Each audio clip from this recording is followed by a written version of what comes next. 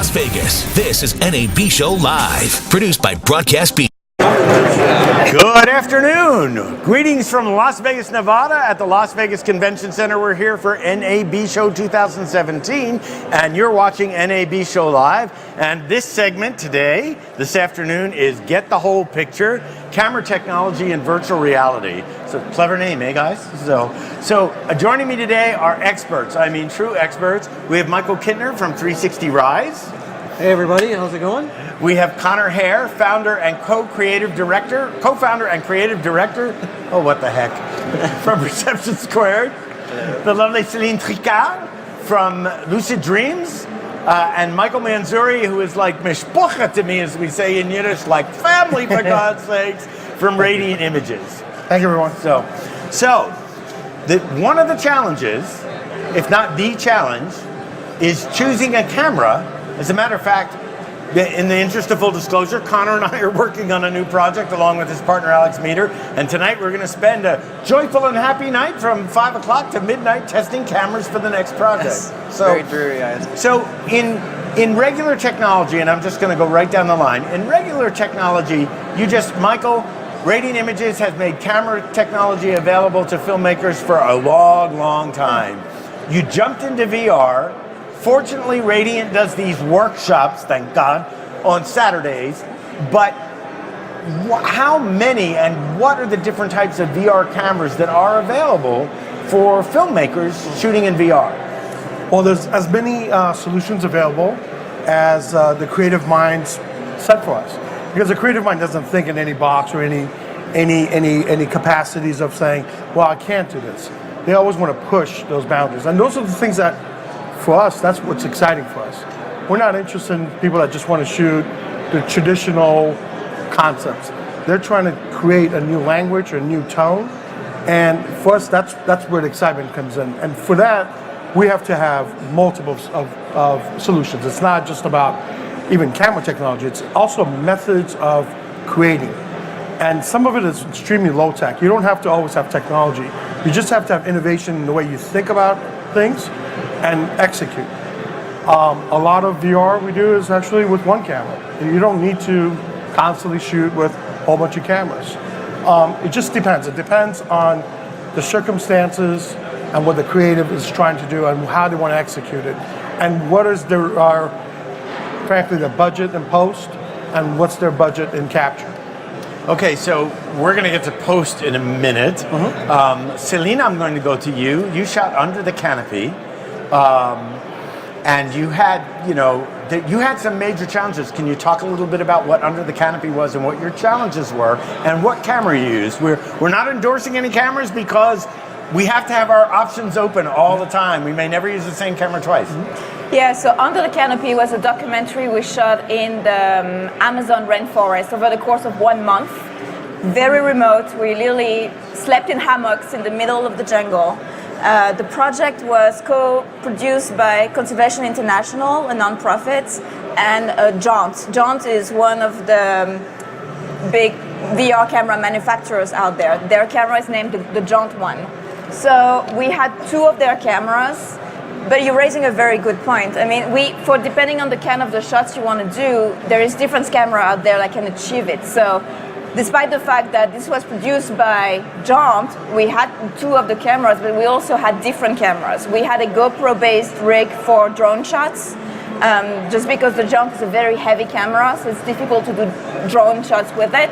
And we also had a rig made with A7S, a Sony A7S, to do night shot and time lapses. So we had 3 different systems for the project. So different cameras have different capabilities. Yeah. So if you're a DP or a director, you really have to know your stuff because your camera is going to be the thing that supports your vision of the story. Yeah, absolutely. So I'm a DP, I'm union, and I come from traditional filmmaking, and usually DPs like certain cameras, like I like the Alexa, or I like the Red, or I like film. VR is different, where you tend to use different cameras depending on the type of shots, like you said. So you have to be very flexible. There is no, in my opinion, perfect camera. There is just a range, and you have to pick the right fit. And people like Michael at Radiant can help you, and your DP, obviously, identify which system works best for your project. So moving on to Connor, so again, full disclosure, I was the producer of My Brother's Keeper. Connor and Alex were co-directors. My Brother's Keeper, for one of what you wanted to do, the camera did not really exist. Mm-hmm. So more or less, you had to hack. Can you talk about using the Jaunt 1 and pushing that camera, because I know you did that because I was there, and the rig that you had to build? Yeah, in My Brother's Keeper, we used two camera rigs, the Jaunt 1 and then a backbone rig that had sensor tethered GoPros to basically get a stereo 180 degree front and a monoscopic back. And we kind of used them like different lenses. The GoPro rig was our close-up camera. The Jaunt was our wide shot camera where we wanted to get 3D in all directions. And we also utilized the Jaunt to do 120 so we could do cinematic slow motion, which we couldn't do on the GoPro rig. So we kind of used so for the strength. layman in the audience, we're talking about 120 frames per second, which actually allowed for true slow motion. And what other cameras were available to do that at the time? There were not really any cameras that we knew of that would do 120 frames per second at the moment. So, and I remember coming over to Michael, that we went to Michael, we said, we need to solve this problem. And Michael Kittner was, well, we'll have 1,000 frames a second, but not in time for you boys. So that was out, and we went to Michael Manzuri, and Michael said, well, we'll have 1,000 frames per second, but very expensive and not in time for you guys. So we did a lot of camera tests. I want to talk to Michael over here a minute, because Michael brought some props. Yeah. So what we're talking about is when you're just getting started in VR, 360 Rise, in my opinion, makes VR very accessible to new filmmakers. You've got a community that shares a lot of information, and you've got kits, you've got everything at the ready. So you've actually brought some visuals and stuff for what a complete camera package would be using this. And are we transmitting right now? Yeah, you can actually, this is actually one of the new rounds that we're doing where we partnered up with a company called Timecode Systems, and they have a little camera back that plugs right into the back of the GoPros, and it actually does timecode sync and full wireless control of all the cameras together as one. So global shutter. Yeah. Sorta. Of course, sorta. And so sync back. So just for everybody knows, in the last year, this was just released at this time last year. Yes. And what we had to do, so funny, because I can remember a camera test with Connor and Alex, and Connor just walking up to the camera. Just what you had to do to sync the cameras, to sync GoPros. And GoPros were very useful. You took those 4 GoPros and hacked them. So GoPros are still very viable. But I noticed, Michael, that these are not GoPros. No, they're actually the new Yi 4K, and then this is the new Yi 4K Plus. So now you can shoot 4K at 60 frames a second with this little boy. Did you hear that, kids? So I'm watching them eye the rig, you know, like the DPs that they are. They're looking at the rig. They're thinking. Yeah. What did you say? It's not quite gen locked, but it is. They're the new remote control systems that we have for these. When you do fire them up, they fire up at the same time, but it could drift, just like with the GoPro. But we found in most of the tests, if you're shooting anywhere between 10 and 15 minutes, you're fine. If you get anything longer than that, you're definitely going to see the drift. But So- really happy with that. So we definitely, you continue to have challenges. As you said, Celine, no camera is perfect. So Michael, when a storyteller comes to you, as we did, Yeah. when a storyteller comes to you and says, here's what I'd like to do, how do you advise? How do you tell them what's possible? Do you go over the script with them? Do you ask them what the tone is, what the feel is, what they want to achieve? Because honestly, tone can be achieved sometimes in color correction, not in the camera. So how do you work with them?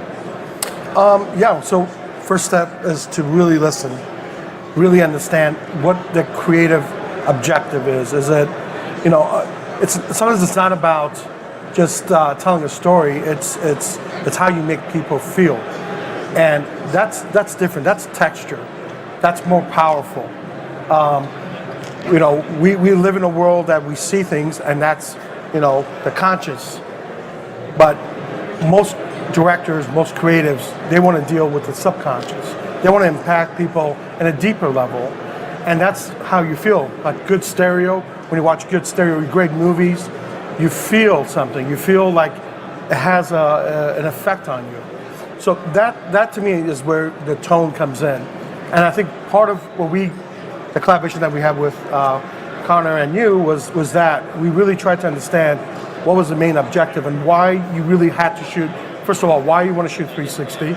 We want to understand, is there a real purpose? Or is this just another technology gag to just push technology? And if it is, that's fine, but we just want to understand that. And I think that understanding the main objective, what the filmmaker's trying to achieve, that's the goal for us. And then we try to help them with whatever we can. We try to help them in understanding how you want to capture sound, how you want to capture, and what is the end. Most important is also the intent delivery, because in a sense, in 360, you have to flip the script. You have to start from post and work your way back. You can't dictate, I want to use this camera and I want it to go all the way through. In a sense, it's a harmonized, very fragile ecosystem between post and capture. So you talked about the budgets. You said the budget for capture and the budget for post. I mean, I can testify that our post budget was 34.5% of the entire budget. And so when you guys are looking, Celine and Connor, when you guys are looking at the post budgets and what you have to do, and I get to review these budgets, so aiming for what you want to do, how do you inform the client who might be used to traditional film of why these budgets are the way they are, why the camera choices, all of that? How do you communicate that to the client who may not know anything about VR? Yeah, well, being a DP in VR, it's a lot of it's a lot of like educating the people, and I'm sure it's like you said, the same for you. And post-production is definitely vital. What kind of shots you want to achieve? Do you want to move the camera? Do you want to shoot 2D or 3D? What's your platform? Do you want to put it on YouTube 360 or do you want to put it in a headset?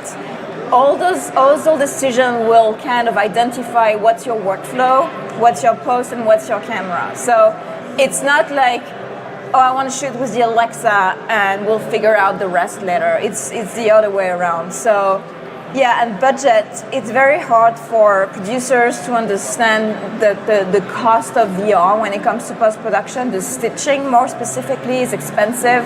If you're doing 3D, high-quality 3D stitching, it can go all the way up to $10,000 a minute, And months. And a lot of time. If you're doing 2D stitching, it's much more faster, much more cheaper, but 2D VR is not as great as 3D VR. So all those things.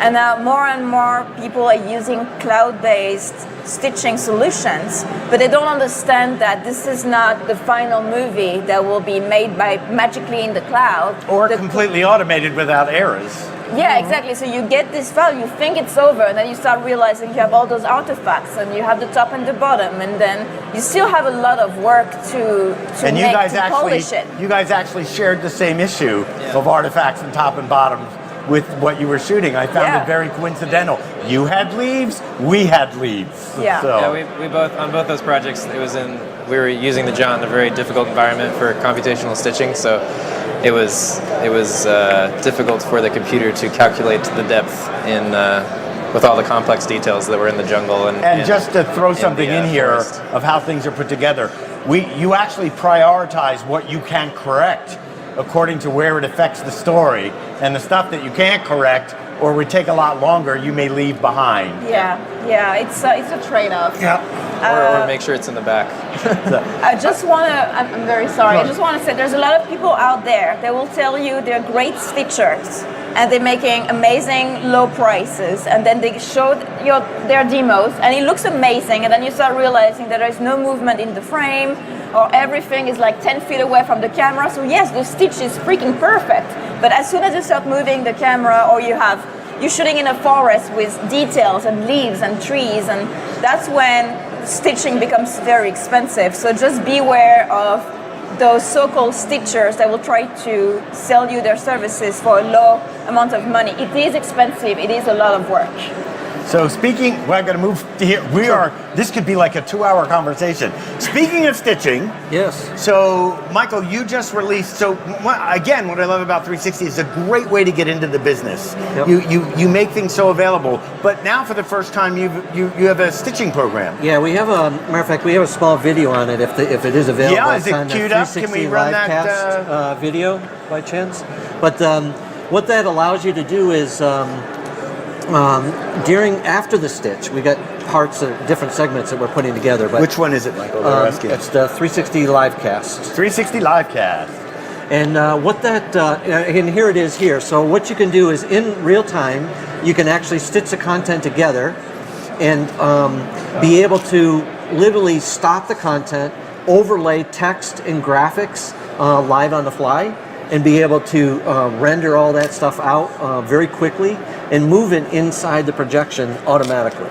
So it rigs it very, very easy. And the nice part about it is it's a standalone program. So you don't have to buy Adobe, you don't have to buy Metal. Those are great tools, but for VR beginners, they just want something, I shot something really cool, I want to be able to stitch it together, put my text and graphics in, and that's what we're doing here, is just overlaying stereoscopic, monoscopic? Yes, both 2D and 3D.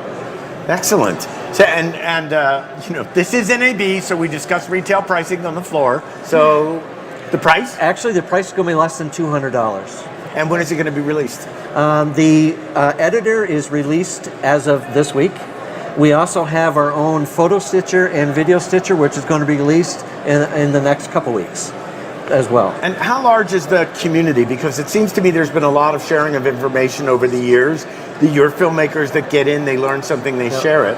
We have about a little over 10,000 producers that are in our network right now, which is amazing, the amount of people that constantly get in touch with us and want to know newest type of solutions or the ability to interchange products. And that's the big thing about all the stuff we're doing here. It's all modular oriented. So you can literally buy a 6 rig, a 7 rig, and 10 rig, swap them around with your camera parts, and away you go. That's great. And I noticed they're injection molded. Yes. Not 3D printed. Yes, much easier to deal with. We've got a short time. I'm just going to right down the line. You're getting in there. You're getting into VR. Biggest issue you should be aware with image capture? It's I think post is another factor we have to think about, because selecting the right cameras could save you a lot more money in post. So a more expensive camera is actually a lot cheaper. It's all about how much does it cost to deliver your content. It's not about just the concept, it's all about delivery. Celine. Oh, damn it. Go. Connor. For 2D 360, the size of your camera matters a lot. Make it very tiny. For 3D 360, know what you're getting into before you do it. Celine, back to you. Yeah, I'm going to say, so just like Michael, know your post-production and make sure saving money on the camera side won't cost you too much money in post-production. So, and I also noticed, this is just something else I'm throwing in there, is that a lot of times it would be wise if you ask someone like Michael or the camera producer what the traditional issues are that they have faced before and what those solutions might be before you actually get on set and start shooting. So, because that's something you think about it, but you don't. And so when you're shooting in in the environments that you guys are shooting in, knowing the issues ahead of time affects how you shoot it, and it also affects your post-production schedule. Michael, biggest issue in capturing the image? Is everybody, you have to remember, is you got 6 cameras on the horizon or 7 cameras on the horizon. Just make sure your talent is standing in front of each one of the camera, and try not to cross the lenses between the two. It just makes post 10 times easier for dealing with it. Great. So we've talked a lot of high concept and technical things, but that's what it's about. It's about finding our way. Michael Kittner from 360 Rise, thank you so much for being here and bringing props. Yep. Connor Hare from Perception Squared, thanks. I have to just say personally, great to work with you. Celine, this sounds so Hollywood. Love your work, babe. No, really do love your work. Michael, like I said, family, and it's a pleasure working with you, because a lot of times people don't support storytellers like you do. So you're watching NAB Show live from NAB 2017. We'll be back in the next segment. We're going to talk about sound in VR. So be sure to listen.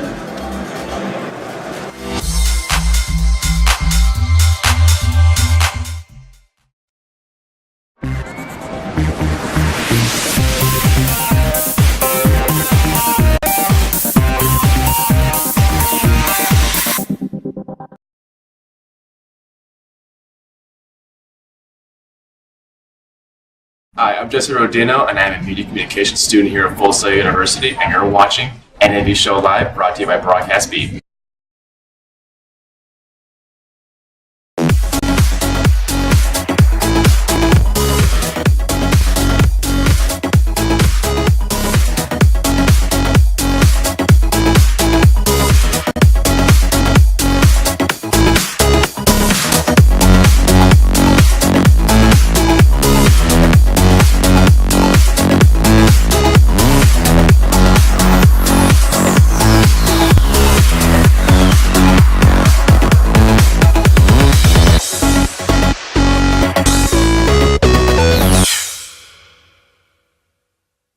Hey, what's going on? Jamie Alexander here with Broadcast Beat, and I'm here at Gear House with my buddy Mark. How are you, Mark? I'm fine, thanks. How are you? I'm fantastic. Really excited to be here. So, as you guys can see, we're in some sort of a warehouse situation, but we're going to break it down for you. We're in front of this large mobile unit, and Mark, I want you to tell us all about what this is and why it was important for you to create this. We needed to up the ante for the latest technology, which currently is 4K. Because of the complexity, the amount of sources, the amount of machinery needed to make this stuff happen, we had to go to something that was built with exactly the same materials as super yachts are made from, which is Columbus, which is a 4K truck right here. Needed to make this truck has a number of features in it that are very different to your typical truck you'll find in North America. Normally on the old trucks you crank things up with a handle, and basically two guys after about 45 minutes get very strong arms doing this to both lift the truck off the ground and pop out what we call an expando, which is this part of the truck. So what happens on this one is, going underneath, I will put this out, we have a remote control.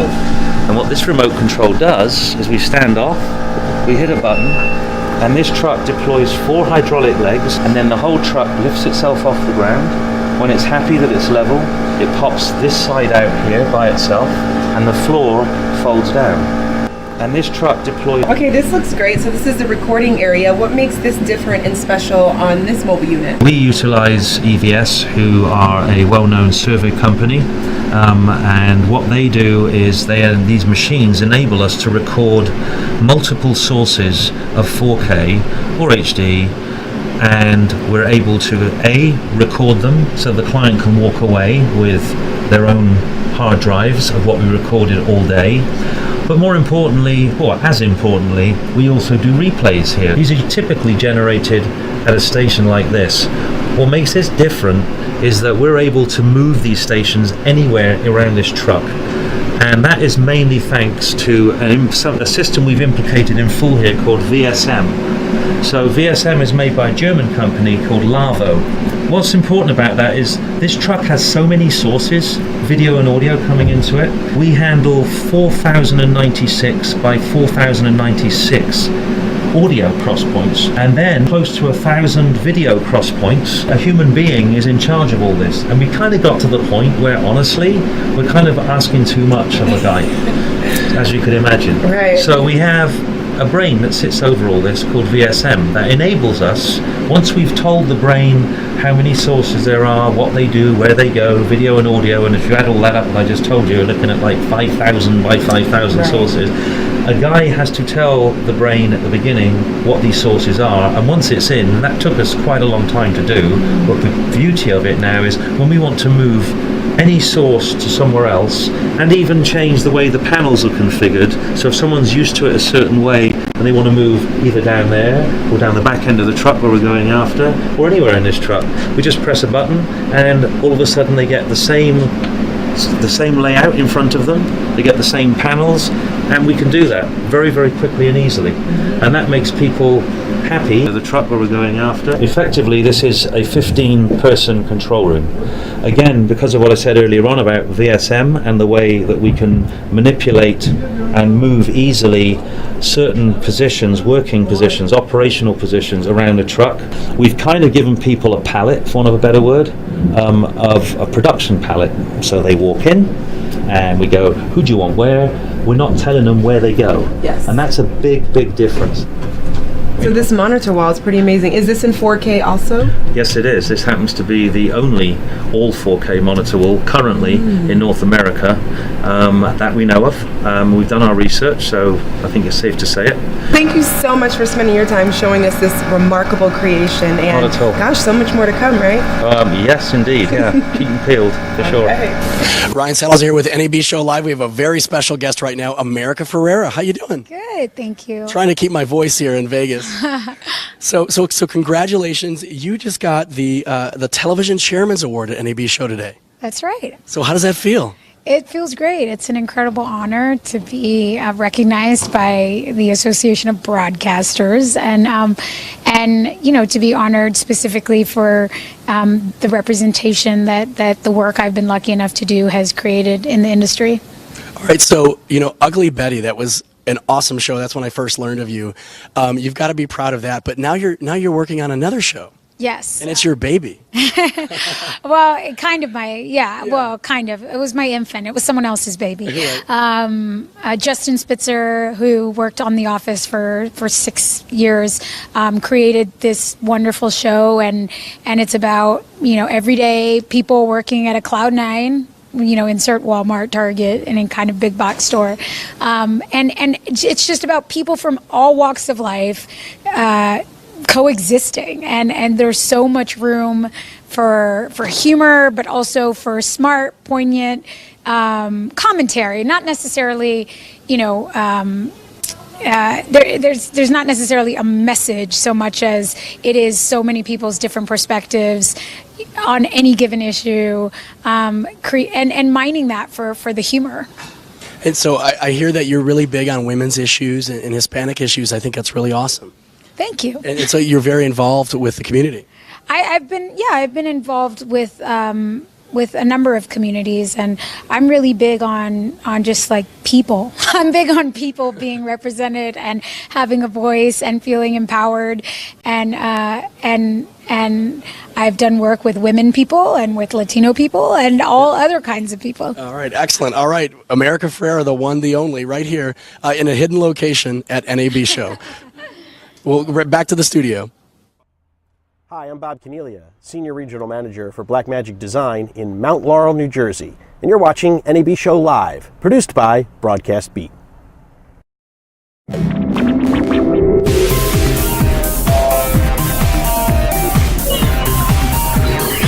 Live from Las Vegas, this is NAB Show Live. Thank you, Ryan Salazar from the floor, and we are back. This is NAB Show Live from the beautiful grand lobby of Central Hall at the Las Vegas Convention Center in beautiful Las Vegas, Nevada. Wish I had a nickel for every time I said that. So this is sound in VR, often called the forgotten stepchild of VR. We have Joel Susel from Dolby Labs. Do I say Dolby Labs or Dolby? That's fine. Either's fine. Dolby Labs or Dolby. We have Andrew McDonald from Cream Productions here from Canada. We have Robert Dalton Jr. from Dysonics, and Michael reprising his appearance from Radiant Images. Hi everyone, back again. So I'm going to start with Joel because Dolby is in this space. It means a lot to you guys to be in this space. It seemed logical. For those of you that don't know about Dolby Atmos in theaters, the surround sound that's available in theaters, it only seemed logical for you guys to do this in VR. So talk a little bit about what's happening with Dolby and sound in VR. Yeah, you're right. So when we saw the emergence of this new space, the 360 video space, where stories are going to be told and conveyed, not in a rectangle in front of you, but rather a sphere all around you, the realization came very quickly that you need an immersive audio solution to help guide and tell a story. And with Dolby Atmos, we realized that we had kind of the gold standard of that immersive audio technology, which is why we took our first steps into enabling an Atmos workflow for 360 video. We've been doing that for the last 2 years, and what we found first is that the Atmos technology is a great fit for 360 video because of its precision and flexibility. But we've also identified some new requirements in order to help storytellers tell their story effectively. For example, you need to be able to define sounds that should head track or sounds that should not head track. So explain that, because you've got, thank God Andrew's here as a storyteller, but head track, when you talk head track, because pretend this audience knows nothing. Yeah. So sounds that head track and sounds that don't. Right, so there's a notion in filmmaking of diegetic sounds and non-diegetic sounds. A diegetic sound is one that's actually attached to something that's in the scene. The sound of a dog barking, if you can see the dog, is a diegetic sound.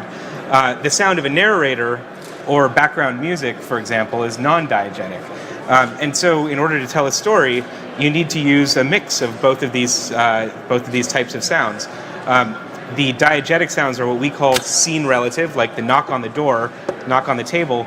You always want it to come from the table, regardless of which way the viewer's looking. But the sound of background music, for example, you don't want to be attached to a particular location within the scene. And so with the Dolby Atmos object-based solution, we have the ability to very effectively support both of those in a way that doesn't increase the bit rate or the CPU complexity to actually render this experience. So no strain from the rendering side. So I want to talk about audio capture for a moment, because there's, okay, just like in video, you capture the image, then you have to post, you have to sound mix, you've got a whole workflow that you have to deal there. We talked briefly about Scott Gershon, who actually designed the sound for My Brother's Keeper, who devised a whole new workflow in order to do that. But filmmakers, as much as they have to choose a camera, they have to choose how they are going to capture the sound. So Andrew, I'm going to go to you first. When you make a decision about whether you're capturing sound on set, whether you're miking your actors, how do you make that decision about how to capture the sound? Because whatever that decision is, Bob may have that solution. Well, we're still figuring it out, to be honest. We, with our first piece that we recorded in full-blown ambisonic audio. Okay, define ambisonic, please. Having audio being recorded in a 360 sphere to match the 360 video that you're filming, and there's ambisonic microphones out now, like the Tetra mic, and you have a product as well that can capture that right on set. So we were working with Pirate Audio, which is a very big, famous audio house in Toronto, Canada. I'm from Canada, and they had actually just picked up an ambisonic mic because they were doing our post flow to finish our piece for us in full-blown ambisonic, and we had brought it out on set for our Civil War piece. We did a Civil War film as well. And then we were challenged with this, okay, where do we put this damn microphone that's not seen? So we had to sneak it in above the camera. And then the other thing that was quite tricky is wherever the camera is orientated to wherever front is, the mic has to be, there has to be some kind of relation to the camera. Otherwise you have this spherical sound recording and a spherical video recording. But as long as they're not pointed in the right direction, they make no sense. So it was very tricky to try, because slating these 360 cameras, or at least the earlier iterations last year, you have to spin slate them. So we'd come along and spin slate that camera, and then, does it still line up to the mic? So one of the things I was thinking about doing this talk would be interesting to have a laser pen or some slate that you could attach to the mic, so when the mic rolls, it flashes a dot in your scene. You hear that, Bob? Yeah. I'm taking notes. As that's your front of the mic. But then as we went into post, we went through the post process and realized that some of this stuff was misaligned and we couldn't figure out which way it was. But it was irrelevant because, like 5.1 surround sound in a movie theater, when you make a feature film, a cinematic piece, you don't need to record it on small microphones that are centralized around the camera. You need to build it in Foley and take individual lab tracks, and then you've got the freedom in a proper studio to really flesh it out and build it up. And that ambisonic mic is more like a guide track, really. So, Bob, okay, so I have to say, just putting my own 2 cents in as a producer, that we knew that we were going to create that sound in the studio. Yeah. And when I heard the final mix, all I was doing was looking at the equirectangular. I was not inside a headset. All I did was close my eyes, and what Scott Gershon created literally made me cry. So, because it was so emotional, the way the sound was just as valuable to my emotional experience as the video. As filmmakers say, sound is 49% of your finished product.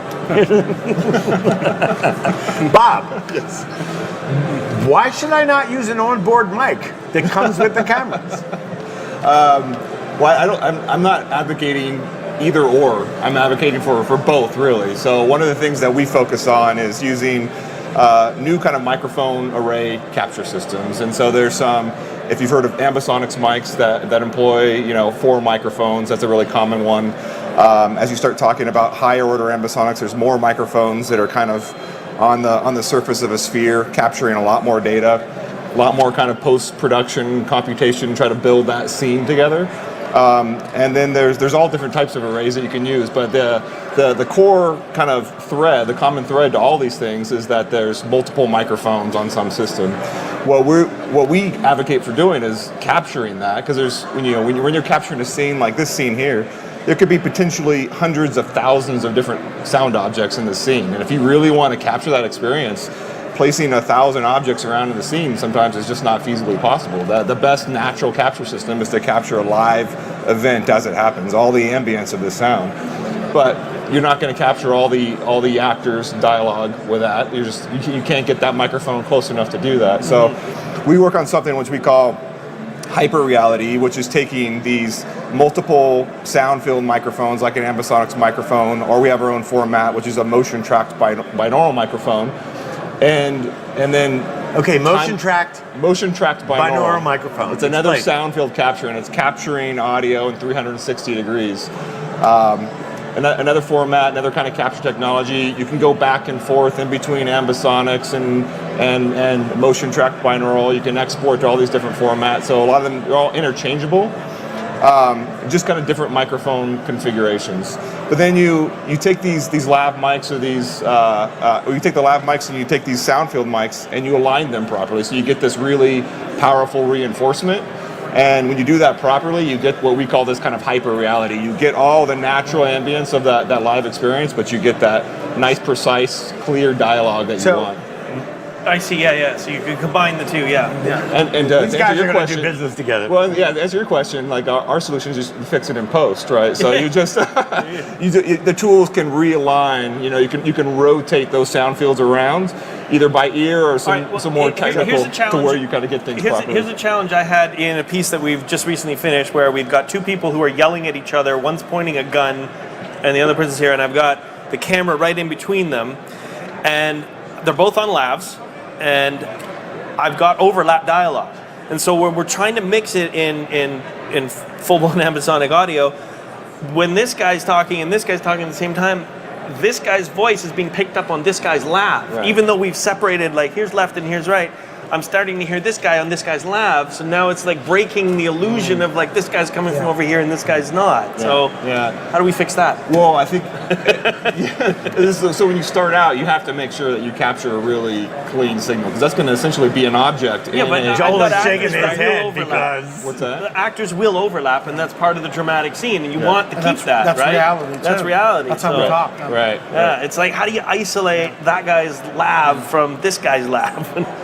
Yeah, it doesn't matter on flat TV, but right when you're really immersed in it, it's a really critical problem, especially when everything's now an object, and you want to split these independent sources apart. Like you fix it in post. You fix it in post. That's that is the one phrase that survives every single change in technology. That's right. Michael, so in traditional film, you have sound. You have a sound department that comes onto the set. They know exactly what they're doing. The mics are on booms. It's no problem. They know when they're in an environment and sound is going to bounce. They know exactly what they're dealing with.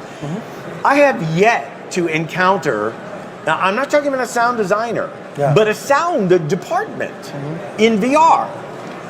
When people are coming to you, because you go to Radiant for your equipment and your sound, when people are coming to you, how do you advise them on sound and what to use and how to have a sound department? I mean, clearly, Andrew, if you had a sound department, that people that specialize, for those of you that are looking for a specialization in VR, here it is.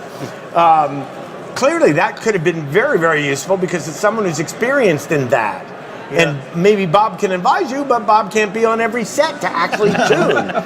And fixing it in post, depending on how many errors you have, gets very expensive. So, Michael, what do you say? I think I know why they don't have it on set, on the 360 sets. Because I think we forget to tell them that. I'm just kidding. No, the reality is that we advise all of our content creators that is the actual one element of a directional tool that they could utilize. We're not saying that it's the only directional tool, but it's actually a very powerful directional tool. And it goes back to what I said earlier. It's not what we see, it's what we feel. And audio is motions. It is feeling. More so than anything else. I mean, you could feel how someone feels by silent movies too. But as soon as you invoke that, audio, you really get that power. And the immersion, to me, is more than 49%. I'd say it's 75%. Wait. The audio 75%, picture is 25%? Again, no, Joel is shaking his head. Sorry. I'm a passionate cinematographer as well.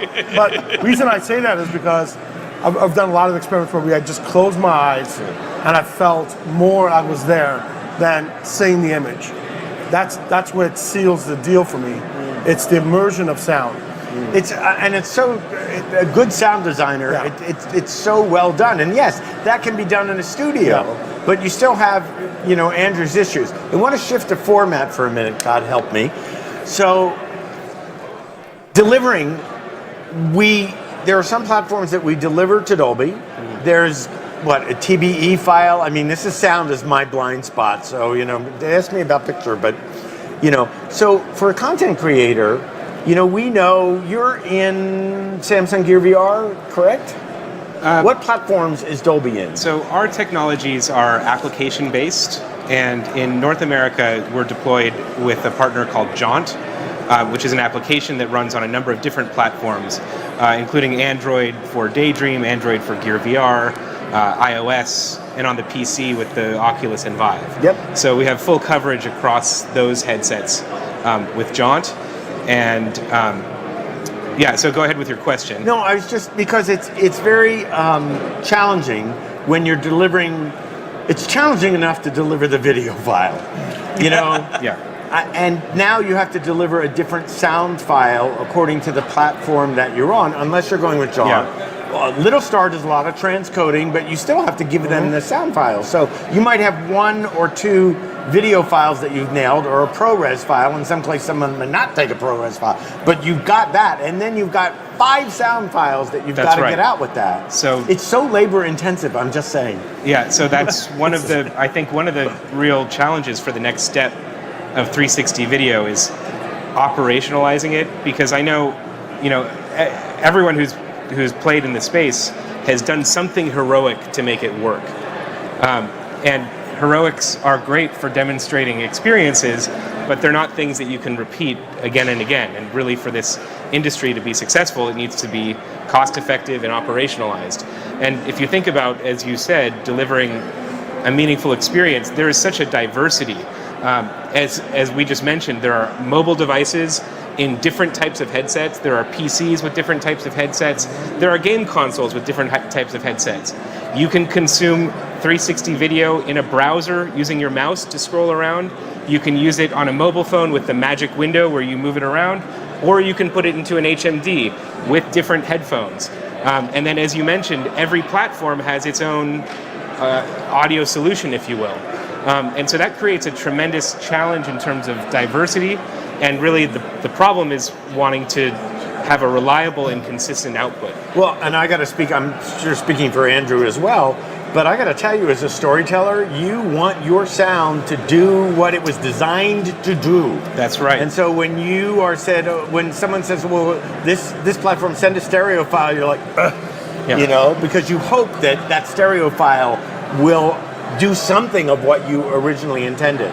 That's right. So one of the key benefits that the Dolby solution provides is that known consistency. As I mentioned, we have coverage across all of those different headsets. And when you're mixing using the Dolby Atmos production suite, what you're listening to is what your clients, what the consumers will hear on whatever platform it's being played back on, so long as that platform leverages the Dolby Atmos playback solution. So I want to bring up SubPack for a second. We don't have a lot of time, but SubPack, so we just got requests for My Brother's Keeper, and they said this is going to be integrated with SubPack, and I just went, so because SubPack brings up the sound from underneath in the seat, the whole thing, and you're like, okay, I now have to call Technicolor Sound because they did the sound and say, what more do you need to do for this? And then all of a sudden, I have another budget item. So does the Dolby, does it incorporate the sub-pack opportunity as well? You can, Can you extract? So I think a simple solution would be to take an LFE track and use that to drive the sub-pack, but that's not, that may not be to the extent that you want to drive. And plus, the thing wasn't originally designed for sub-pack, so now you're adding something on. It's like a room without electrical outlets. I want to just bring up something that I just saw here, which is this informed collaboration. The reason StoryTech is called StoryTech Immersive is the collaboration between storytellers and technologists. And what we just witnessed here was like, I've got a problem. How can I have a solution? I know that Michael does his best to bring storytellers and technologists together. Do we need more regular collaboration? Do you, Joel, bring in storytellers and say, what do you want, what do you need? I know we've met with several camera companies where they've asked us what we wanted and what could be, and then after we shot on Jaunt, because Connor Hare and Alex Meter had used 180, and John said, that's really good. Can you tell us more about what you did to achieve that? How is that going to happen, this informed collaboration? Anyone? Well, on that this note, is perfect right here. Well, on that note, the one thing I'm noticing from being in the booth there now is that this whole VR and 3D technology, it just leapfrogs itself ahead to the point where like everyone in there is showing off depth data now. So now I'm looking at this for as far as audio goes. Okay, we've just figured out first order ambisonics and then full-blown ambisonics and a way of like putting it all together and getting the right codecs to deliver it with the video without killing everyone's bandwidth. And now it's going to be like, now the sound has to get louder when you do this. Yep. So that's going to add a whole other level to it. So. Yeah, there's, I think storytelling evolves, and as you said, getting closer to a sound, that starts to touch upon the notion of 6 degrees of freedom, which is and gaming. I mean, as you move through a game, the sound is where you are. It's just an inevitable part. This industry is evolving so quickly. It's so quick. Before there's stability in the current space, that it's evolving to the next level. But that's why, as a storyteller, I mean, you are challenged literally with what you've got, and it's like, when we talked about cameras earlier, it's like Michael saying, yeah, well, we're going to have 1,000 frames per second, but you can't have it now, So the idea is, to ride what you can without having the tail wag the dog, as I've said many times, without having the technology dictate what the story is, but let the technology serve the story. Mm-hmm. We're in a place right now where this is like perfect evidence. All the collaborators are right here. Mm-hmm. The ecosystem in sound is right here. And the opportunity that you guys have, just from this conversation that was had here, it's like, my perception as a producer is that not enough of these conversations are happening because, like you say, here's the technology. It's like, wait, we didn't get a chance. we didn't to finish perfecting the last version and not of only that. We didn't really talk about this. It's like getting into a relationship and realizing you've got a whole bunch of in-laws that you've never dealt with.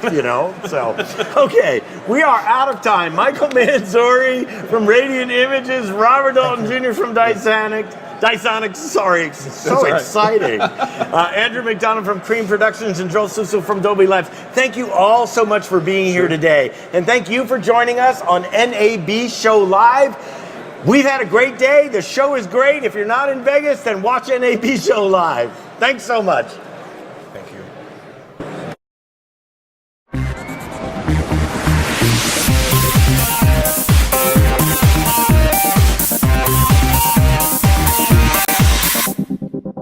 Hey, what's going on? Jamie Alexander here with Broadcast Beat, and I'm here at Gear House with my buddy Mark. How are you, Mark? I'm fine, thanks. How are you? I'm fantastic. Really excited to be here. So as you guys can see, we're in some sort of a warehouse situation, but we're going to break it down for you. We're in front of this large mobile unit, and Mark, I want you to tell us all about what this is and why it was important for you to create this. We needed to up the ante for the latest technology, which currently is 4K.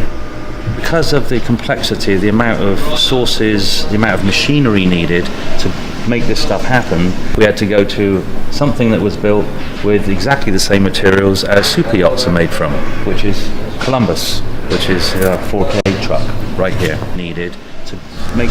This truck has a number of features in it that are very different to your typical truck you'll find in North America. Normally on the old trucks you crank things up with a handle, and basically two guys after about 45 minutes get very strong arms doing this to both lift the truck off the ground and pop out what we call an expando, which is this part of the truck.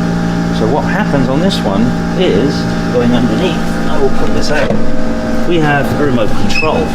And what this remote control does is we stand off, we hit a button, and this truck deploys 4 hydraulic legs, and then the whole truck lifts itself off the ground. When it's happy that it's level, it pops this side out here by itself, and the floor folds down.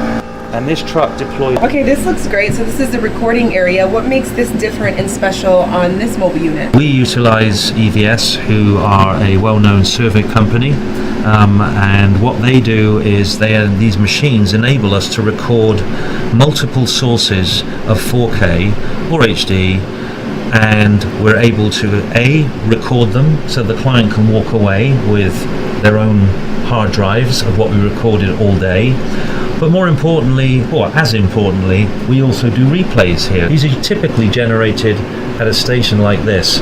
What makes this different is that we're able to move these stations anywhere around this truck. And that is mainly thanks to a system we've implicated in full here called VSM. So VSM is made by a German company called Lavo.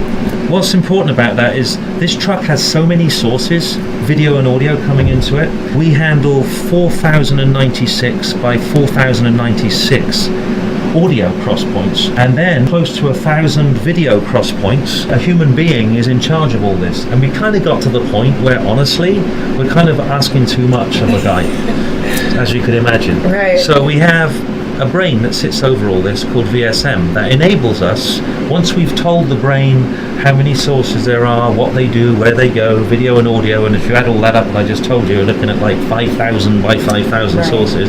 A guy has to tell the brain at the beginning what these sources are, and once it's in, and that took us quite a long time to do, but the beauty of it now is when we want to move any source to somewhere else, and even change the way the panels are configured. So if someone's used to it a certain way and they want to move either down there or down the back end of the truck where we're going after, or anywhere in this truck, we just press a button and all of a sudden they get the same layout in front of them, they get the same panels, and we can do that very, very quickly and easily.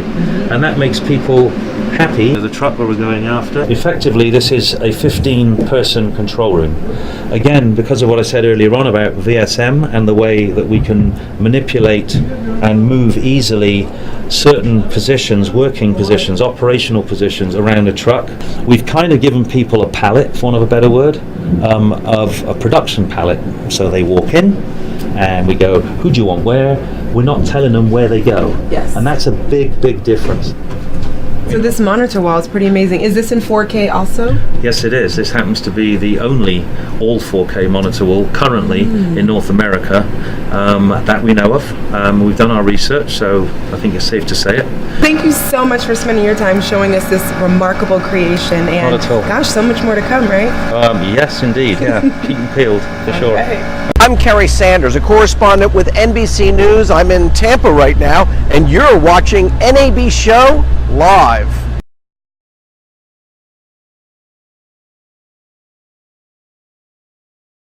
Great. So how's the show treating you? You know what? For the first day, we're packed. It's great.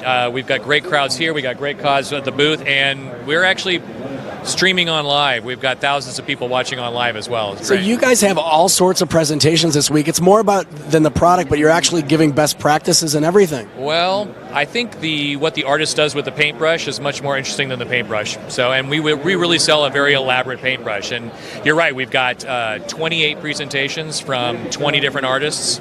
And like I said, we're streaming on live at c4dlive.com. So even if you're not at the show, you can be watching the content. That's excellent. So what's a show like NAB Show mean to a company like yours? Oh, well, it's a great opportunity for us to spend time with the artists. It's a great time for us to spend our time with new customers, old customers, get together with our partners. That face-to-face time is invaluable. Excellent. All right, so as far as products and product announcements, you have anything new that you'd like to announce or updates or anything? No, not right now. We did just release a great tutorial series on FUI creation, fictional user interface, from one of the top artists, top companies in the country doing a fictional user interface for both film, television, and for future devices like self-driving cars and those types of things. On Cineversity.com, a great 10-part series teaching people how to do it themselves, the creative process and the nuts and bolts. It's really incredible. So what's exciting is Cineversity has become so popular. When you talk to anybody and you mention Cinema 4D or Maxon at all, the first thing they talk about is Cineversity. It's exciting. Really? Yeah. I know quite a few animators, and it's talked about quite a bit. That's incredible. That's great to hear. We're trying really hard to provide the kind of content information that makes people, helps people be successful getting done what they need to get done. You know what's exciting too? Your software, from what I hear from animators, it's easier to animate for them as an animator than it is some other software that could be more complicated. Well, we try to make it designer friendly, so creative friendly, so that maybe the tools are not getting in your way, so the artists can be creative and do what they want to explore, just like they do in Photoshop and Illustrator, but in a 3D world. All right, again, from South Lower with Paul Babb at the Maxon booth, thank you so much for being with us. Thank you for coming by. Back to the studio.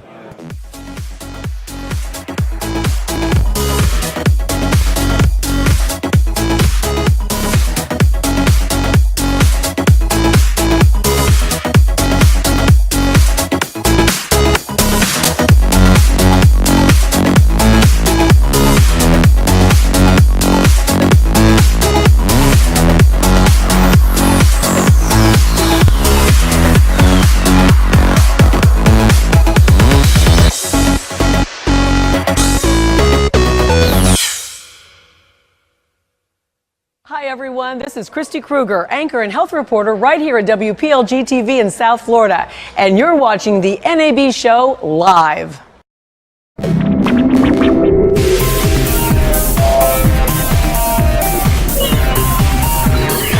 Live from Las Vegas, this is NAB Show Live, produced by Broadcast BB.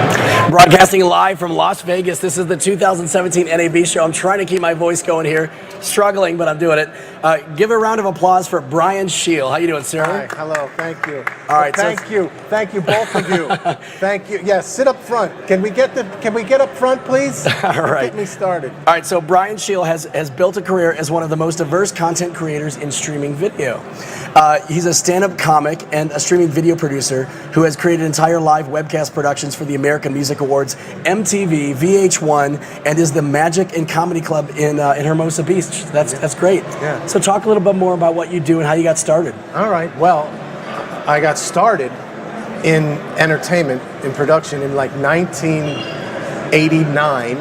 I was in high school, and there was a comedy club in New Jersey called Rascals Comedy Club. And we used to do a little TV show out of there on cable with 3/4-inch video and JVC tube cameras. How many people remember the JVC tube camera? It was called the Rascals Comedy Hour, and we would literally take cases of beer from the comedy club to our school and give it to the security guard and say, let us borrow the cameras for the weekend. And we shot a comedy show. We shot 400 episodes over 10 years with Ray Romano, Tim Allen, Drew Carey, Dennis Leary. Rosie O'Donnell hosted our show for a year. Jackie the Joke Man Martling, Andrew Dice Clay, 20 times in the library. And we were in high school. And that's what started me into production and show business. And then I did every job, man. I've done every job, from everything from like The Bachelor. I was an audio mixer for The Bachelor.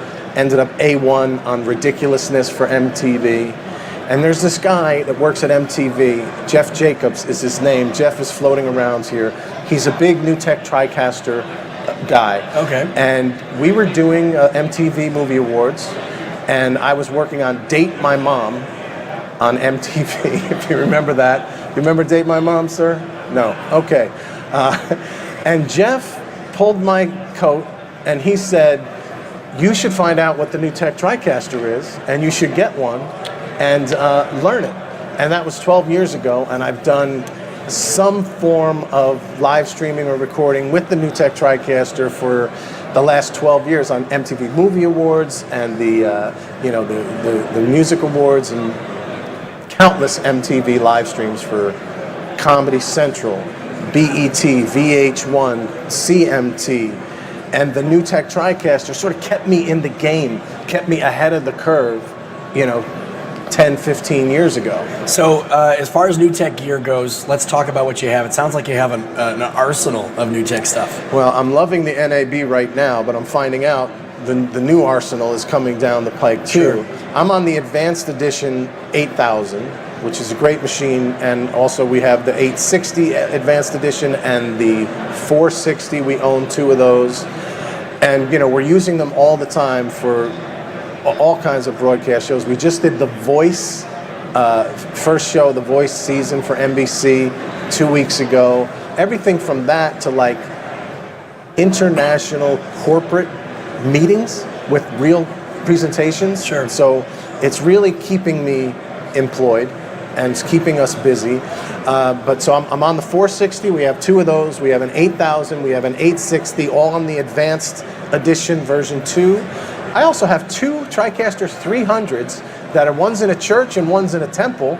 So I'm covering all my bases to heaven, and so we still use those. So we're on the IP series stuff. Right. It's absolutely amazing. It's quite a setup we've got in there. The whole studio it's about $1 million setup for everything we have in the whole facility here.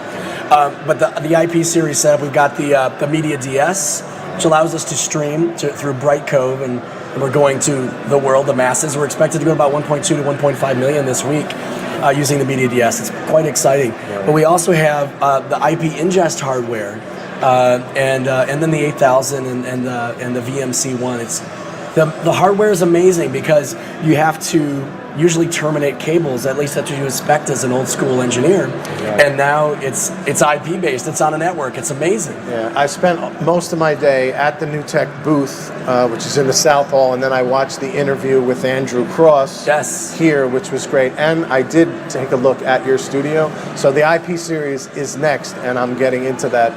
Yeah, it's quite cool. I mean, there were literally at the backs of the gear, there are still SDI connections, but we just got Ethernet ports, and it's absolutely wild. Yeah. So, all right, so let's talk about some of the content you did for YouTube and Hulu. All right, so going from the Rascals Comedy Hour to we own a comedy club in Ventura, California, and it's called the Ventura Harbor Comedy Club.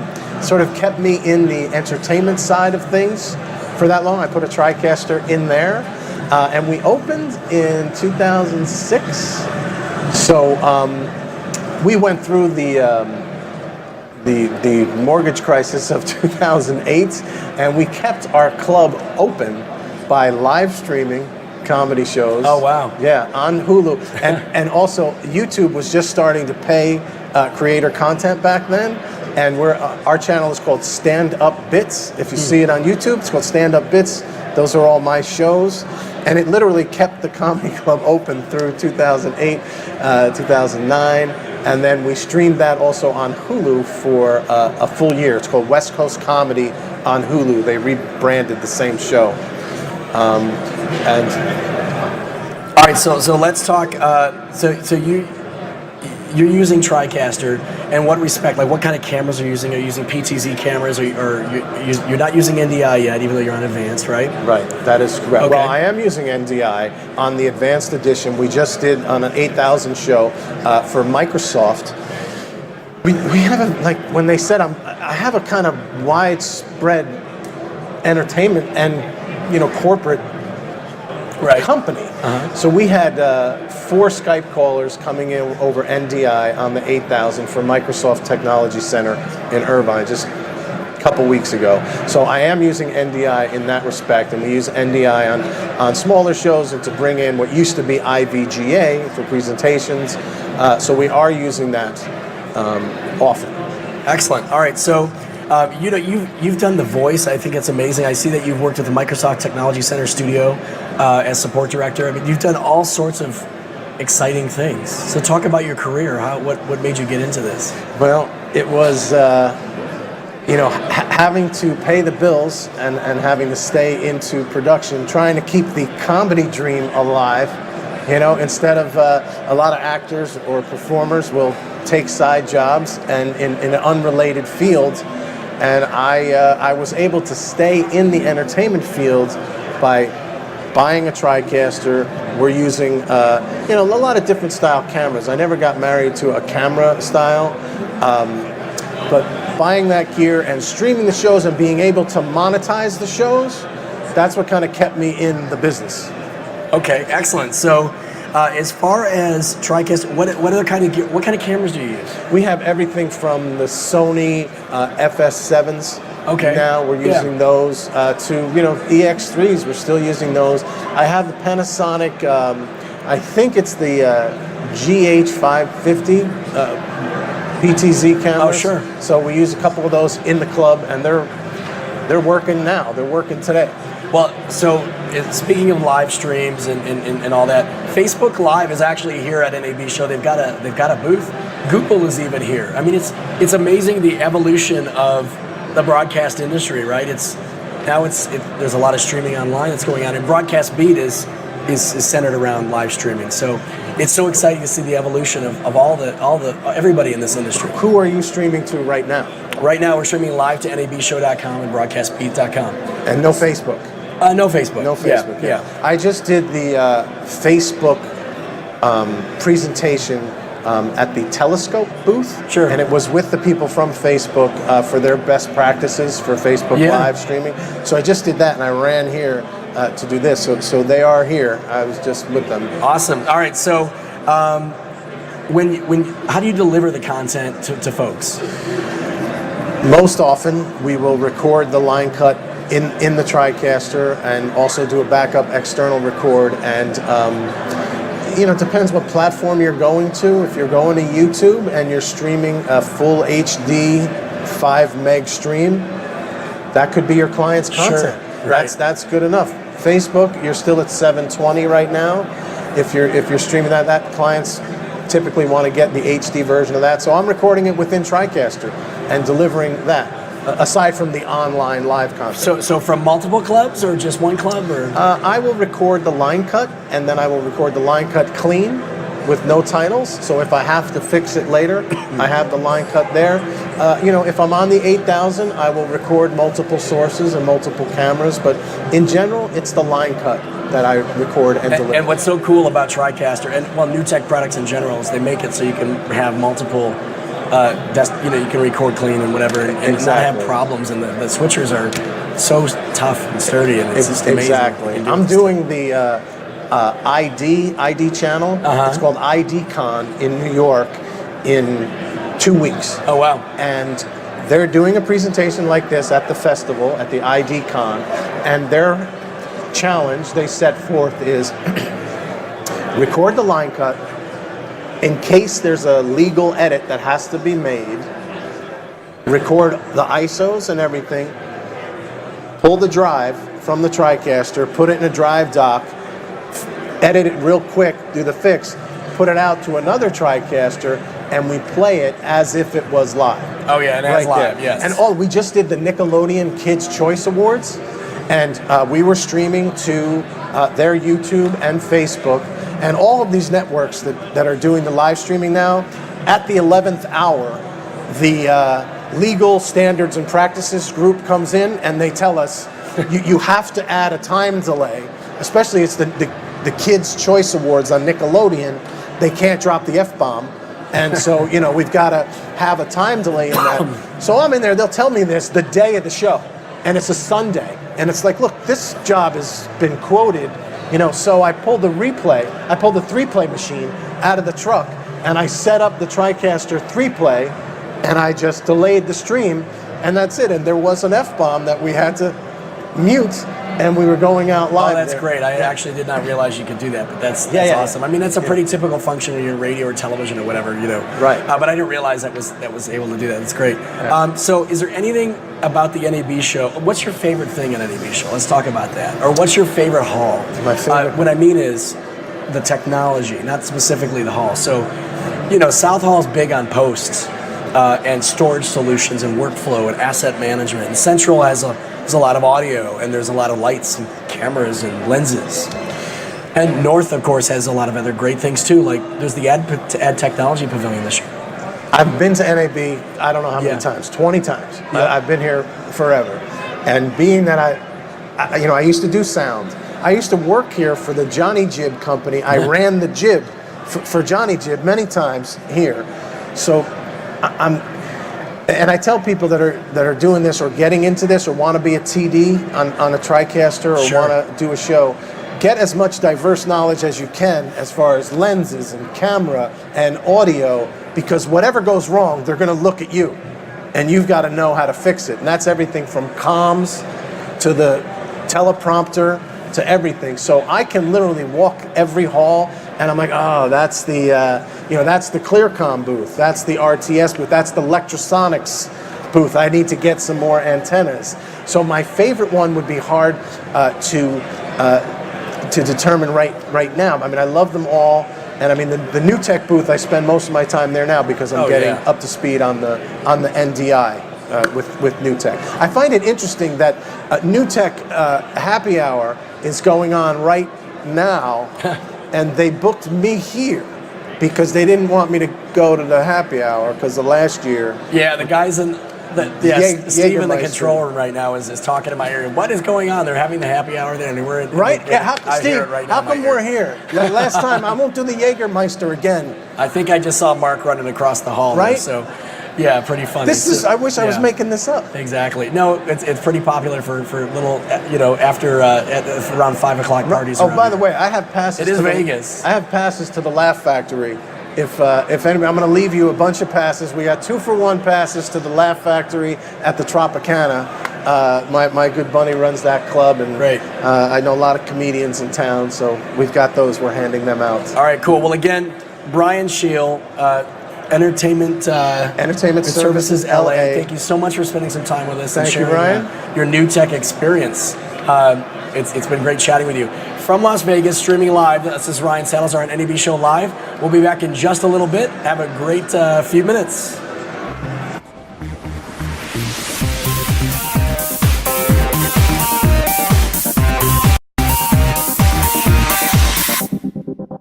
Hey, what's going on? Jamie Alexander here with Broadcast Beat, and I'm here at Gear House with my buddy Mark. How are you, Mark? I'm fine, thanks. How are you? I'm fantastic. Really excited to be here. So as you guys can see, we're in some sort of a warehouse situation, but we're going to break it down for you. We're in front of this large mobile unit, and Mark, I want you to tell us all about what this is and why it was important for you to create this. We needed to up the ante for the latest technology, which currently is 4K. Because of the complexity, the amount of sources, the amount of machinery needed to make this stuff happen, we had to go to something that was built with exactly the same materials as super yachts are made from, which is Columbus, which is a 4K truck right here. Needed to make this truck has a number of features in it that are very different to your typical truck you'll find in North America. Normally on the old trucks you crank things up with a handle, and basically two guys after about 45 minutes get very strong arms doing this to both lift the truck off the ground and pop out what we call an expando, which is this part of the truck. So what happens on this one is, going underneath, I will put this out, we have a remote control. And what this remote control does is we stand off, we hit a button, and this truck deploys 4 hydraulic legs, and then the whole truck lifts itself off the ground. When it's happy that it's level, it pops this side out here by itself, and the floor folds down. And this truck deploys... Okay, this looks great. So this is the recording area. What makes this different and special on this mobile unit? We utilize EVS, who are a well-known survey company, and what they do is these machines enable us to record multiple sources of 4K or HD, and we're able to record them so the client can walk away with their own hard drives of what we recorded all day. But more importantly, or as importantly, we also do replays here. These are typically generated at a station like this. What makes this different is that we're able to move these stations anywhere around this truck. And that is mainly thanks to a system we've implicated in full here called VSM. So VSM is made by a German company called Lavo. what's important about that is this truck has so many sources, video and audio coming into it. We handle 4,096 by 4,096 audio cross points, and then close to 1,000 video cross points. A human being is in charge of all this, and we kind of got to the point where honestly we're kind of asking too much of a guy, as you could imagine. Right. So we have a brain that sits over all this called VSM that enables us, once we've told the brain how many sources there are, what they do, where they go, video and audio, and if you add all that up, what I just told you, you're looking at like 5,000 by 5,000 sources. A guy has to tell the brain at the beginning what these sources are, and once it's in, and that took us quite a long time to do, but the beauty of it now is when we want to move any source to somewhere else and even change the way the panels are configured, so if someone's used to it a certain way and they want to move either down there or down the back end of the truck where we're going after, or anywhere in this truck, we just press a button and all of a sudden they get the same layout in front of them, they get the same panels, and we can do that very, very quickly and easily. And that makes people happy. The truck where we're going after. Effectively, this is a 15-person control room. Again, because of what I said earlier on about VSM and the way that we can manipulate and move easily certain positions, working positions, operational positions around a truck, we've kind of given people a palette, for want of a better word, of a production palette. So they walk in and we go, who do you want where? We're not telling them where they go. Yes. And that's a big, big difference. So this monitor wall is pretty amazing. Is this in 4K also? Yes, it is. This happens to be the only all 4K monitor wall currently in North America that we know of. We've done our research, so I think it's safe to say it. Thank you so much for spending your time showing us this remarkable creation. And Not at all. gosh, so much more to come, right? Yes, indeed. Yeah, keep them peeled for sure. Okay.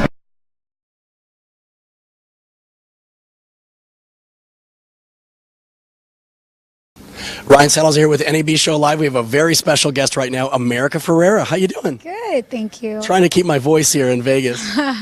So congratulations. You just got the Television Chairman's Award at NAB Show today. That's right. So how does that feel?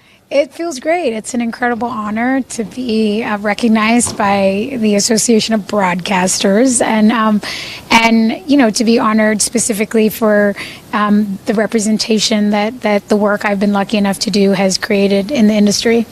All right. So Ugly Betty, that was an awesome show. That's when I first learned of you. You've got to be proud of that. But now you're working on another show. Yes. And it's your baby. Well, kind of well, kind of. It was my infant. It was someone else's baby. Right. Justin Spitzer, who worked on The Office for 6 years, created this wonderful show, and it's about, everyday people working at a Cloud9, insert Walmart, Target, and in kind of big box store. And it's just about people from all walks of life, coexisting, and there's so much room for humor, but also for smart, poignant commentary. Not necessarily, there's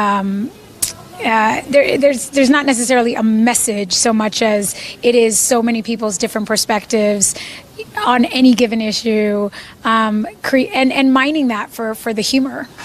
And so I hear that you're really big on women's issues and Hispanic issues. I think that's really awesome. Thank you. And so you're very involved with the community. I've been involved with a number of communities, and I'm really big on just like people. I'm big on people being represented and having a voice and feeling empowered, and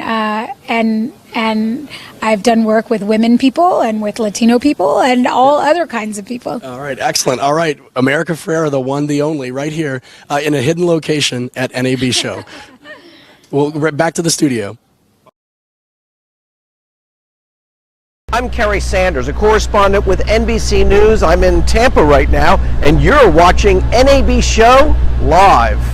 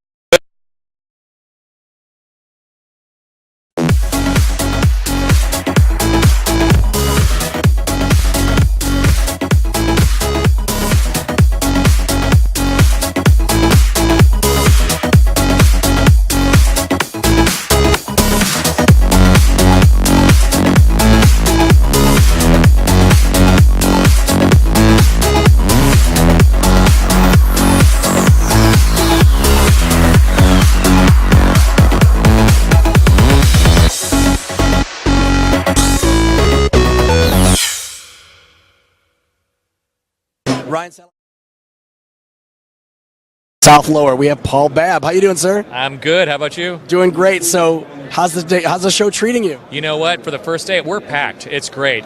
We've got great crowds here. We got great crowds at the booth, and we're actually streaming on live. We've got thousands of people watching on live as well. It's So great. you guys have all sorts of presentations this week. It's more about than the product, but you're actually giving best practices and everything. Well, I think what the artist does with the paintbrush is much more interesting than the paintbrush. So, and we really sell a very elaborate paintbrush. And you're right, we've got 28 presentations from 20 different artists. And like I said, we're streaming on live at c4dlive.com. So even if you're not at the show, you can be watching the content. That's excellent. So what's a show like NAB show mean to a company like yours? Oh, well, it's a great opportunity for us to spend time with the artists. It's a great time for us to spend our time with new customers, old customers, get together with our partners. That face-to-face time is invaluable.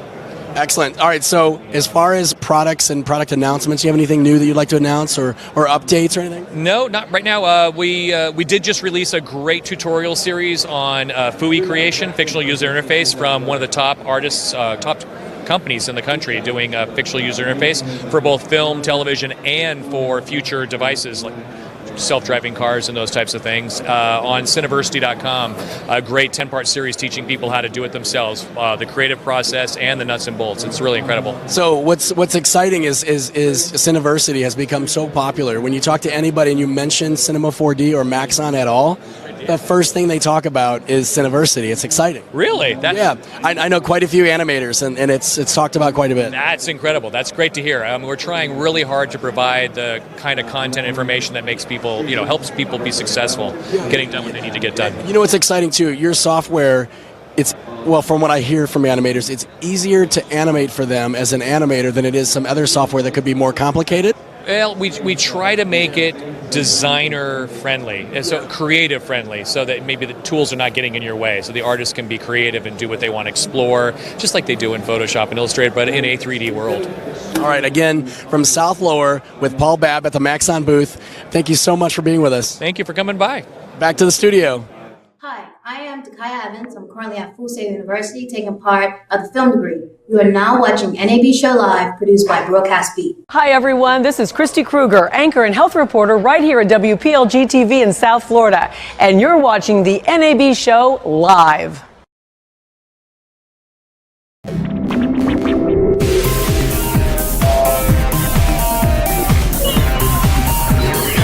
Live from Las Vegas, this is NAB Show Live. Broadcasting live from the 2017 NAB Show, I'm Ryan Salazar, your host of NAB Show Live. We have a really special guest today from the Astronauts Guild. No, you're not an astronaut. Scott Connolly. How you doing, Scott? Good. Glad to be here. Thank you. All right, so talk about the Astronauts Guild, what you do, and how you came up with the company name. It's kind of interesting. We're an advanced technology production company, so we kind of work on the technological edge, and we thought, what a great way to show that in something that an astronaut is kind of the ultimate cutting edge kind of researcher scientist that athlete combined together. So ultimately it's been a wonderful name all the way through. So some of the brands that you've worked with include Facebook, Chevy, New Roads campaign, Hyundai, Coca-Cola, Clorox. I mean, the list goes on. It's amazing. We've done, our main goal as a company is to work with creatives to kind of remove technology as a roadblock. Right. So we've kind of moved along the line with some of these big brands and big directors that they want to move into this advanced technology. We started in the stereoscopic space and then worked with some individual technologies in between and then moved on now to VR. And so Facebook has been a big pusher of VR as we've gone down the line. And we worked with them and Chevy on a campaign where we went around the world to shoot virtual reality and bring that back, that branded campaign back. So you guys do a lot of virtual reality stuff then? That's our main thing right now. We're not a virtual reality company. We are an advanced technology. So we work in anywhere from anything that's outside the fringe. So drone, underwater, high speed, VR, stereoscopic, IMAX, large form, medium format kind of stuff. So anything that takes a little bit more technology to get things done, and we kind of to make it simplified so we can just work with creatives. So, there's the AR and VR pavilion at NAB show. Sure. It's quite exciting. A good friend of mine runs that, actually, Brian Seth Hurst. He's one of our hosts. It's great. So what opportunities and challenges do you see coming as a result of the recent VR developments? Things are really interesting right now in VR. It's like, we started to see some integration in like social media and branded, and brands trying to get out and really use this technology to connect to the consumer in a way that they can't connect in 2D. So, you also saw like Facebook's putting their stuff out there, doing like Facebook Spaces now, trying to take people to places rather than just show them what we are in our feed. They're like, hey, look I just visited here. Now I can take you there, and which is really exciting, to see the way that it's being brought into the normal consumer's house, So, excuse me, it's the dry air. That's right. So how can brands amplify and market themselves using VR? Well, there's a difference in VR, and we're a little bit of ways away from actually getting the normal consumer into a headset. So right now, most of the brand integrations you're going to see are Facebook 360 or YouTube 360 or Vimeo or all those kind of integrations where we're working in a flat space and we're able to move around slightly. As we start to get deeper into some of the head-mounted display systems and distribution, we really kind of cross over to a new way to connect to the consumer, which is really an interesting thing for brands, because if you're even a host and you're talking to someone, you can make a connection in stereoscopic VR that you cannot make with the barrier of a television. So there's so many opportunities to really give genuine messages to the consumer and connect in a whole new way. So during Facebook's F8 conference, they introduced Facebook Spaces, a VR platform with Facebook. Sure. I'll be honest, I don't know what that is. I have a note of that. Facebook is constantly coming out with technology. It's amazing. You mind talking about that? Well, the thing that's really interesting, I haven't personally used it yet. We did. My company actually did participate to create the commercial for it, so we knew about it for a while. It's kind of. It's not ready yet. The things are getting there, and it's a really exciting direction to go. The idea is that you get into this space, and just like we're having a conversation right now, you and me would be represented by an avatar within a virtual space. And it's a little bit cartoony right now, but you can look in the future. Like even you can go over, to the Institute of Creative Technology and actually get your body scanned and create a real avatar of yourself, right? And you can do that now, today. I don't know if it's open to the public, but that's general technology that's there. Right. And so as that technology gets better, you'll be able to have a real lifelike representation of yourself in this virtual world, and that would allow to have true conversations as close as possible, and also to share like virtual reality, like, oh, I just took a trip and here's where I was. But not only just to show it, to actually be able to experience it. Now you saw also Facebook released their 6 Degrees of Freedom camera the other day, and that's also now, when we can capture in that space, we'll be able to look at things exactly like we do in the real world. In a flat virtual reality space right now, you look at this bottle and it's flat, but at 6 Degrees of Freedom, I can look around and see its shape. Wow. And that is so much more than what we're used to, and it is like it's the holodeck that we saw in Star Trek coming up. Well, so brands are looking to create a greater connection with consumers, right? So that's when programmatic advertising comes in and all that. And I wonder if that ends up in this space too a little bit. I think it probably does. I think it will. I think there'll be a lot of integration with brands. I think there'll be a lot of product placement. Sure. More that's than what anything. I mean. Yeah. Yeah. There's huge opportunities there, and also to maybe have more advertising that's less intrusive than it is in a normal space. Where right now we're interrupting the shows that we're watching to show advertisement, and we live with that because that's what pays for our favorite shows. But the idea that we might be able to interact with brands in a virtual world and not have it interrupt our current, what we're there for, is actually really exciting, and we can still fund it, as we go through. Right. So obviously the television industry is still here, but what I want to talk about is the amount of video getting into social media. So I've heard that you guys, about 90% of what you do ends up on social. Yeah, I mean, right now, what's really interesting is Facebook 360 is the primary delivery platform for this kind of thing, and that's. I don't know that it's going to stay that way forever, but I think right now that's the primary idea for where VR is shown, because the headsets aren't in the households yet, but they will be, we hope. You know, the success of PlayStation VR has really, you know, it was sold out for months, and people are getting that in their households now. And also, I think that as the content becomes more exciting, I think that people are going to bring it more into their, you know, into their homes, and then we're going to have a better. But we're still talking a couple years on that, you know. So it's like you know, television's never going anywhere. This isn't a replacement for television. Exactly. This is something entirely different. It's a completely, entirely different. Industries, And I don't think that there's any point in time that we're going to go home and not want to hang out and watch television because it's relaxing. But there's going to be other times that you're going to want to experience something completely new, and that's, you know, that's where virtual reality fits in. Right, and you know, VR. I'm sure you've heard of Magic Leap. Quite an interesting company. Or they're pretty quiet about what they do, but they happen to be in Florida. I'm really close to where my facility is, our Broadcast Beat production facility, and you wonder what they're coming up with, all the new technologies. You know, they're integrated with Google and whatnot. So it's quite exciting. But technical initiatives and what people are looking to create with social immersive experiences. What are you guys seeing there? I mean, the big thing right now is volumetric. That's really, really where we're focusing. And the idea that not only could we create volumetric video from one angle, but also create volumetric video within a space. That I could take 4 or 5 cameras and put them here within this space that we're in right now, and someone could walk around this space and be in India is really kind of going to change the way that we interact with the world, and how, you know, so that's really where I think the next generation is going to be, and we're hoping that's what really excites people to get involved. Awesome. All right, Scott Connolly from the Astronauts Guild, thank you so much for being with us here on NAB Show Live.